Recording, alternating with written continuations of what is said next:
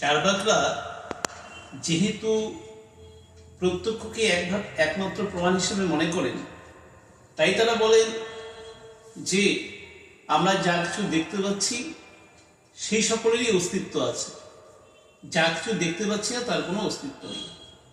তাই চার্বাকরা জন্মান্তরবাদ স্বীকার করেন না, কার্যকারণ সম্পর্ক তারা মানেন না, ব্যক্তি সম্পর্ক তারা মানেন না।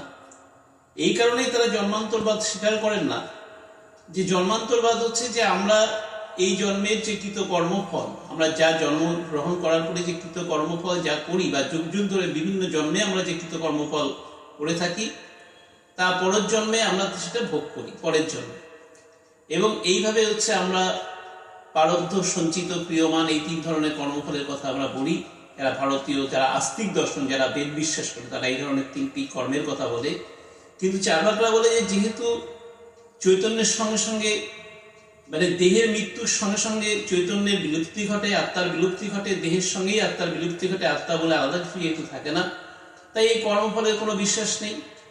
কি দরকার আছে এই কর্মফলে? তাই আমরা যতদিন বাঁচি সুখ ভোগের মধ্যে বেঁচে থাকি, কারণ আমার আর এই দেহ আর দ্বিতীয়বার আসবে না। আত্মা বলে যেহেতু কিছু নেই, আত্মা কোনোভাবেই সেই আরেকটা দেহে প্রবেশ করবে না। যার জন্য চার্বাকরা এই জন্মান্তরবাদ তারা মানেন না।